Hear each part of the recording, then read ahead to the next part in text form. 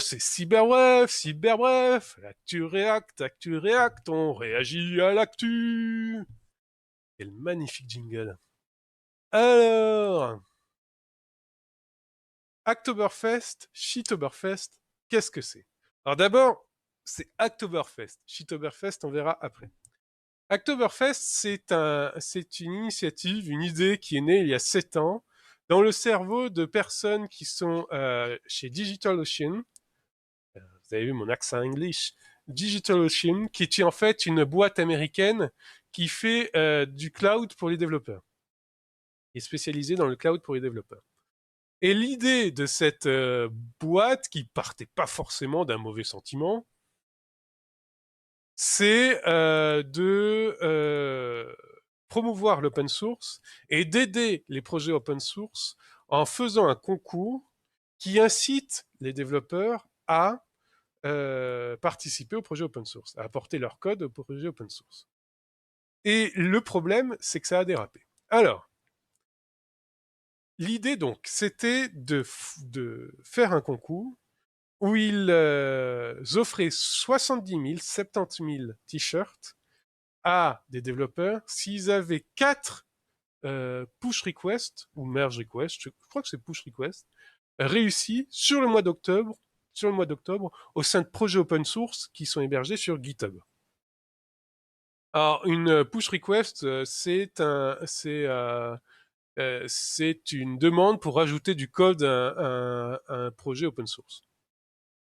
Et ça a dérapé parce qu'en fait, il y a un YouTuber qui a une certaine communauté, qui a une communauté qui a dépassé les 100 000 personnes, qui a montré une technique qui peut être apparentée à du spam pour essayer d'avoir le t-shirt. L'idée, en fait, la technique, c'est faire des petites contributions qui servent pas à grand-chose sur plein de projets open source différents sur GitHub, en espérant qu'il y en a certains qui acceptent de guerre lasse et au bout du bout qu'on ait ces 4 PR réussis et qu'on ait son t-shirt. Et du coup, ça a dérapé. Voici donc le résultat. Là, on est sur un projet open source qui s'appelle Stanford Basis et on est sur le projet qui fait leur site web. Et le problème, c'est que voici la qualité des contributions. C'est un exemple. Là, il a rajouté à la documentation, en README, donc au fichier qui permet de lire ce que peut, en gros, qu'est-ce que fait ce projet. Amazing. Avant, il y avait marqué Your site et il a remplacé par Your amazing site. Everything needed is located. Super contribution. Hein. Ça fait avancer le projet. Hein. À balle. Et le problème, c'est qu'il n'est pas le seul. Ils ont été toute une armée à faire ça, c'est-à-dire faire ces petites modifications sans intérêt, avec des fois des choses où on voit qu'ils ne comprenaient pas le code qu'ils voulaient modifier et qui cassaient le truc. Là, qu'est-ce qu'il a fait? Il a rajouté un point au bout. Et là, qu'est-ce qu'il a fait? C'est à chaque fois des personnes différentes. Hein. Il a écrit thank you. Il a rajouté thank you à la fin du redo. Et on peut continuer comme ça. Hein. Hop, hop, on va en prendre quelques autres. Import Django. Le projet n'avait pas forcément besoin de Django, il n'avait pas de besoin de Django, donc ça sert à rien. The Ways of the World and Amazing Project.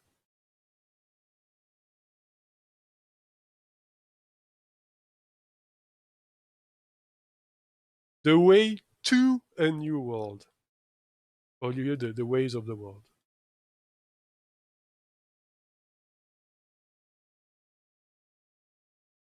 The Ways of the World, ça a été remplacé par Ways of the World. Et ça, on peut continuer pendant des heures et des heures. Le pauvre mainteneur de ce projet, parce qu'en général, sur les projets open source, souvent les mainteneurs, ils sont pas nombreux. Hein.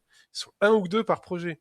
Eh bien, il s'est retrouvé spammé avec tout un tas de requêtes. Là, vous voyez hein, une page complète, et je crois qu'il y a une deuxième page derrière encore. Tout un tas de requêtes qui ne servent à rien. Et s'il est consciencieux, il essaye quand même de les regarder toutes. Ça lui prend un temps fou. Parce qu'il y en a peut-être une dedans qui est intéressante. Il y a peut-être quelqu'un qui, légitimement, ce jour-là, voulait contribuer au code de ce projet. Et donc, ça a rendu fou les mainteneurs.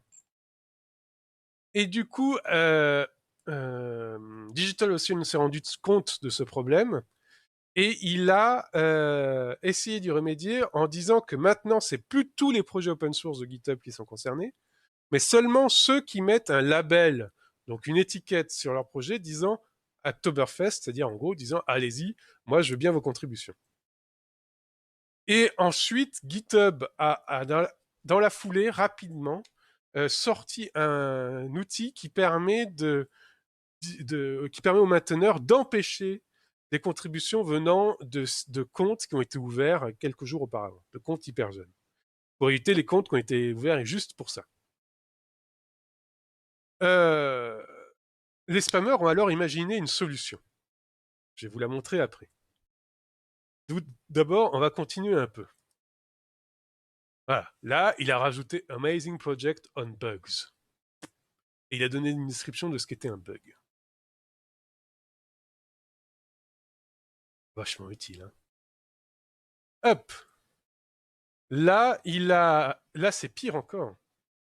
Là, cette personne a volé du code qu'avait produit une autre personne. It wasn't even your code.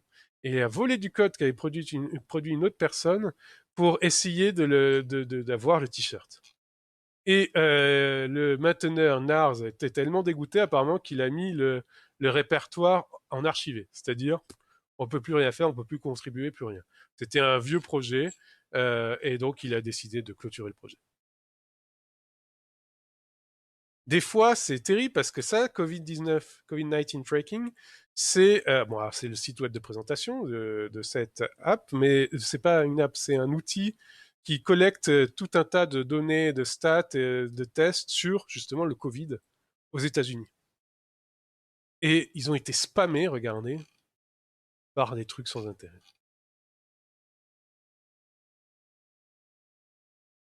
Hop, COVID-19 au lieu de Covid.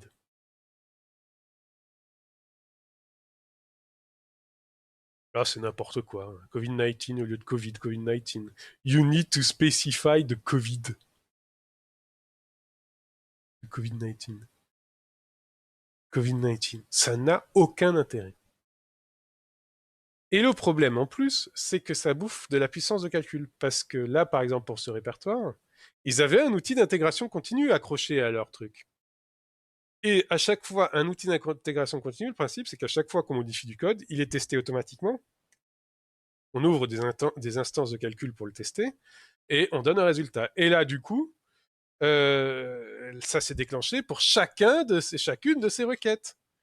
Et donc, on a un environnement déployé juste pour cette modification, un environnement qui est ouvert. Juste pour cette modification. Là, c'est un site de présentation en preview qui présente le site avec juste cette modification.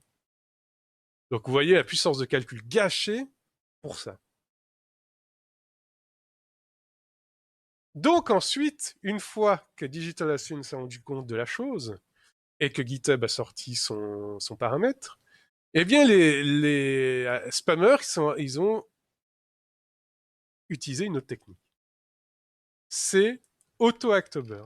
C'est-à-dire qu'en gros, ils se sont dit, alors l'idée, il faut que ça soit un projet open source hébergé sur GitHub, qui est le label Oktoberfest, et qu'on fasse 4 push requests dessus qui soient validés, et on a le t-shirt.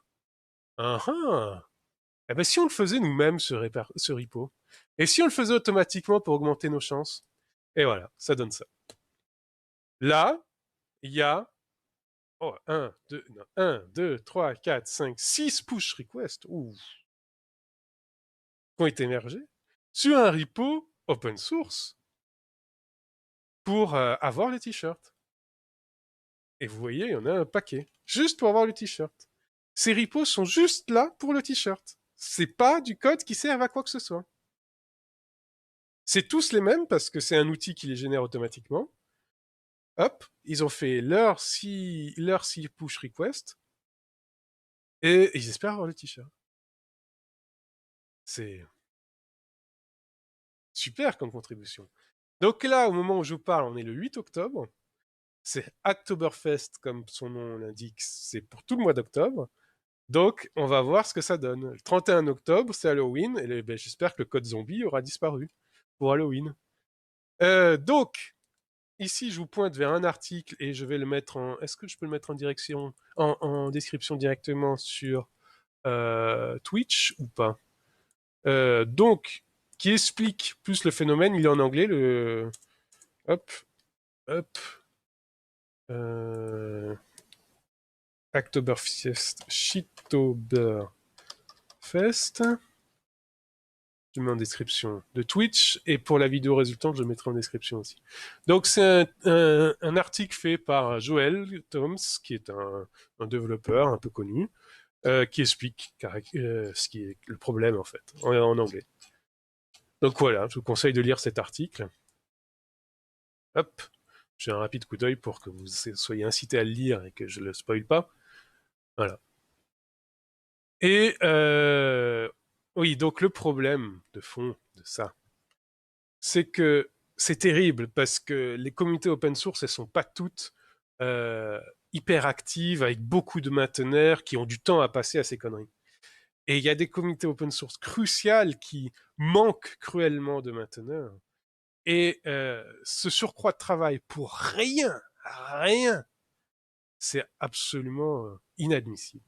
Et là, je vous pointe vers un projet central pour l'ensemble de l'informatique mondiale, qui est OpenSSL. OpenSSL, c'est le projet qui sécurise absolument toutes les connexions dans le monde. C'est le projet qui est sous-jacent à HTTPS. C'est le projet qui sécurise les connexions entre les banques, les transactions financières. Eh bien, ce projet, il est maintenu par 510 personnes. Là, en admettant, parce que GitHub, c'est pas leur repo principal, en admettant qu'ils aient pas squashé des contributions, 510 personnes dans le monde. Et donc, vous vous rendez compte que ces 510 personnes, alors heureusement, je crois que lui a été plutôt épargné, et encore, je suis pas sûr, j'ai pas regardé, hein. Mais vous vous rendez compte que c'est, bon, il a l'air d'avoir été épargné, ça a l'air d'être des push requests legit, des push requests, ouf, attendez. Non, il a l'air d'être été épargné. Mais vous vous rendez compte qu'imaginez que ce genre de spam arrive sur un repo comme ça, mais c'est terrible. Et il y a beaucoup de projets open source comme ça, qui dépendent de très peu de personnes, qui sont utilisés mais par le monde entier. Et donc leur donner un surcroît de travail, parce que souvent ces personnes, elles sont pas payées ou mal payées pour maintenir ces repos.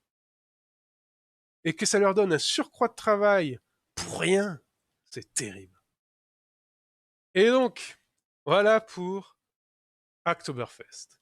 Et du coup, pour, pour que les gens puissent se défouler, il y a un compte Twitter qui a été ouvert.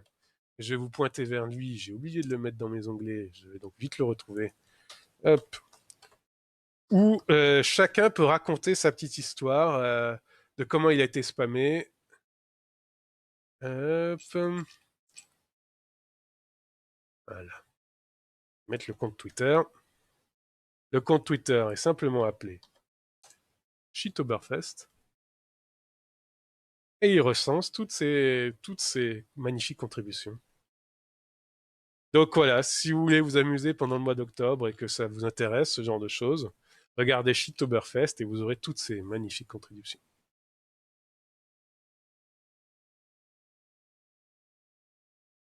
Donc voilà pour Oktoberfest, Shitoberfest.